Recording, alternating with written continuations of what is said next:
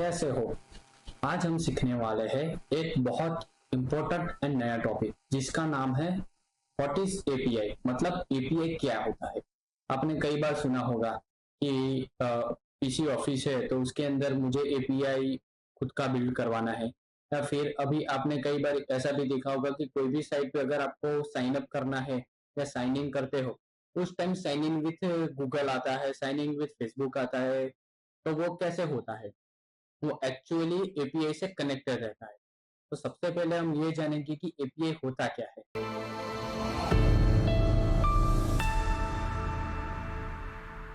तो एपीआई मतलब आपको पता होगा कि मुझे जैसे कि हिंदी आती है, ठीक है, और दूसरा जो बंदा है उसको जैसे जर्मन आता है।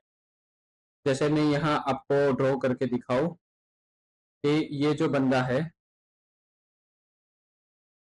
इसको हिंदी आती है, और ये जो बंदा है उसको जर्मन आता है। अब इस दोनों को आपस में बातचीत करना हो तो वो कैसे करें? तो उसके लिए हमको ट्रांसलेटर की जरूरत रहती है। क्या? ट्रांसलेटर। जैसे आपको पता होगा अभी तो गूगल का भी ट्रांसलेटर आ चुका है, राइट? तो ये जो ट्रांसलेटर है, ट्रांसलेटर का मतलब क्या होता है कि जैसे जिस इसको हिंदी आती है तो वो एक तीसरा बंदे चाहिए जिसको हम ट्रांसलेटर बोलते हैं। ये हिंदी भी समझता है और जर्मन भी समझता है, मतलब दोनों लैंग्वेज है, हिंदी एंड जर्मन इस बंदे को आती है। तो ये बंदा कुछ भी इसको कहने का या फिर मतलब बताना चाहता हो तो वो सबसे पहले ट्रांसलेटर को बताएगा, ट्रांसलेटर हिंदी खुद समझेगा, फिर वो जर्मन में ट्रांसलेट करके वो आगे बताएगा, उसी हिसाब से वो रिवर्स भी होगा। ठीक है। तो एपीआई क्या करता है? आपको पता होगा कि काफी सारी प्रोग्रामिंग लैंग्वेज है, जैसे कि पाइथन, जावा, नोड जेएस, सी, सी प्लस प्लस, बहुत कुछ है, राइट? तो अगर मान लीजिए कि मेरी एक साइट है, मैंने पीएचपी में क्रिएट की है, या फिर मेरा जो फ्रंट एंड है वो मैंने जावा में किया है, या फिर जावा स्क्रिप्ट में किया है, ठीक है, और जो मेरा बैक एंड है वो पाइथन में रन करता है, राइट? तो इस दोनों का जो स्ट्रक्चर है, सिंटेक्स है, या जो कुछ भी है वो डिफरेंट रहेगा, लेकिन हमको एक साथ उसको वर्क कराना है तो क्या करेंगे?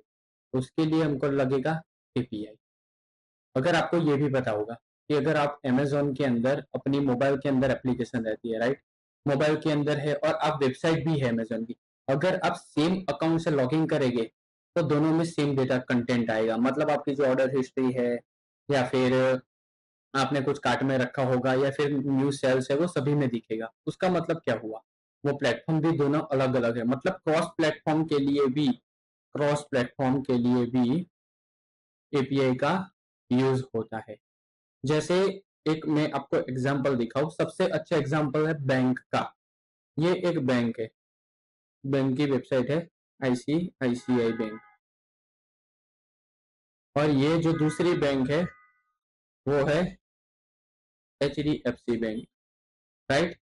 कई बार आपको पता होगा कि जब आप एक ट्रांजेक्शन एक अकाउंट में से दूसरे अकाउंट में ट्रांसफर करते हो तो वो तुरंत ही रिफ्लेक्ट देता है, जैसे कि आईएमपीएस है, राइट?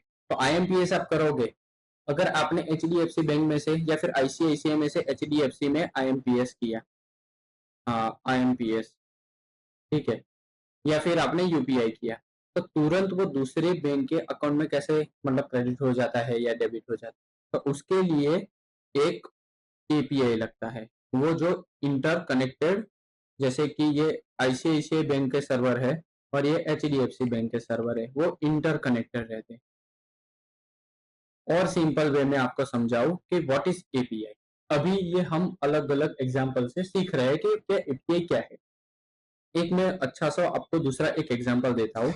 जैसे कि ये एक क्लाइंट है और ये एक सर्वर है, एपीआई सर्वर, और बीच में ये हम बता सकते हैं कि ये है एपीआई, ठीक है। क्लाइंट, ये जो एपीआई सर्वर है वो यहां से डेटाबेस से कनेक्टेड है। मान लीजिए कि ये आईसीआईसीआई बैंक का जो मैंने बताया, वो जो उनका डेटाबेस का स्ट्रक्चर है,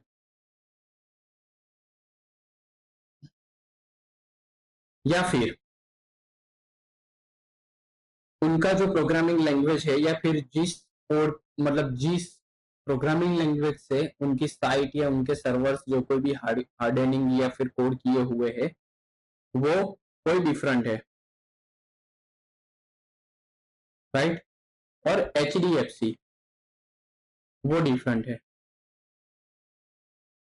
राइट। अगर कोई भी डेटा आईसीआईसीआई में से एचडीएफसी को ट्रांसफर करना है, तो एचडीएफसी क्या समझेगा, उनके जो लैंग्वेज में या उनके जो फॉर्मेट में डेटा चाहिए उस फॉर्मेट में डेटा आएगा तो ही वो समझ पाएगा। अगर वो डिफरेंट वे में चला जाएगा तो वो समझ पाएगा नहीं, या फिर जंबल हो जाएगा, ठीक है, वो एक्सेप्ट भी नहीं करेगा। तो उसी वजह से एपीआई का मतलब ये है कि जो रिसीविंग रिसीविंग पार्टी है और सेंडर पार्टी है, दो पार्टी हुई, वो दोनों समझ सके उसी फॉर्मेट में डेटा का ट्रांसमिशन हो, राइट।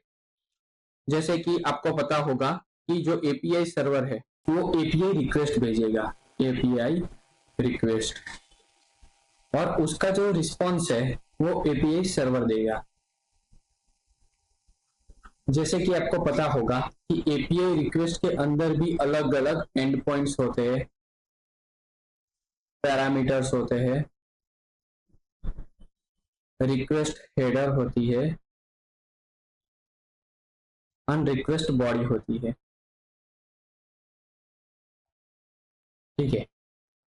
ये जिस हिसाब से रिक्वेस्ट भेजेगा, रिक्वेस्ट के अंदर भी डिटेल्स रहेगी, उसका रिस्पॉन्स एपीआई सर्वर देगा।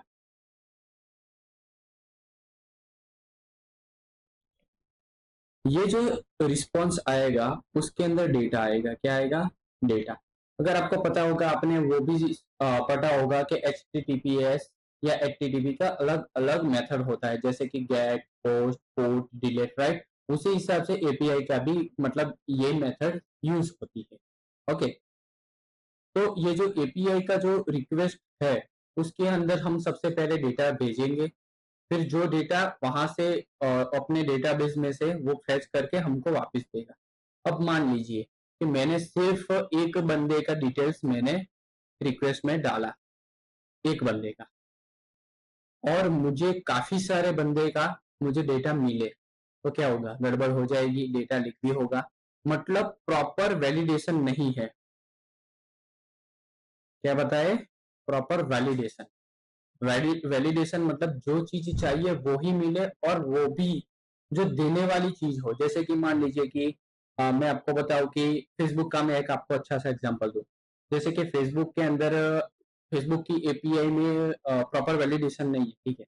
अगर मैंने वो रिक्वेस्ट डाली और मुझे मार्क जगरबर्ग का मुझे आईडी पासवर्ड मिल रहा है, तो उसे तो इश्यू हो जाएगा, मुझे एडमिन राइट्स मिल जाएंगे, एडमिन एक्सेस मिल जाएगा।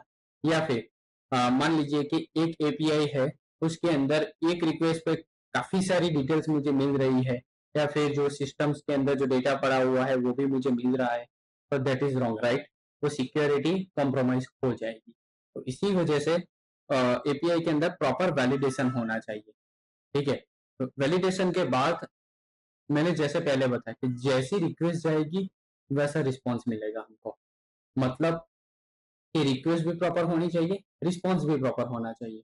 अब हमको पता कैसे चले कोई इश्यू है क्या नहीं, तो हम पहले मैं आपको बताऊं कि आपको एरर को ऐसा कुछ पता होगा। जैसे आप कोई भी साइट का जो सर्वर डाउन होगा तो वो मतलब कुछ 503 501 400 ऐसी एरर देता है, ठीक है। तो उसी हिसाब से एपीआई में भी उसका रिक्वेस्ट के जो रिस्पॉन्स आता है उसमें एरर कोड रहते हैं। जैसे कि 200 है तो मतलब ओके, फिर 201 है तो रिस्पॉन्स क्रिएटेड, 202 है तो एक्सेप्टेड। तो इस हिसाब से अलग अलग एरर कोड रहते हैं, उसको जो रिस्पॉन्स में आए उसी हिसाब से हमको पता चलता है कि एक्चुअली क्या रिस्पॉन्स हमको मिला है। साथों साथ 301 जो है वो मूव परमानेंटली, मतलब कोई भी रिसोर्सेज परमानेंटली मूव कर दिया हो तो वो इसके लिए ये एरर कोड देगा। फिर 400 बैड रिक्वेस्ट, अगर रिक्वेस्ट गलत है तो 500 इंटरनल सर्वर एरर है तो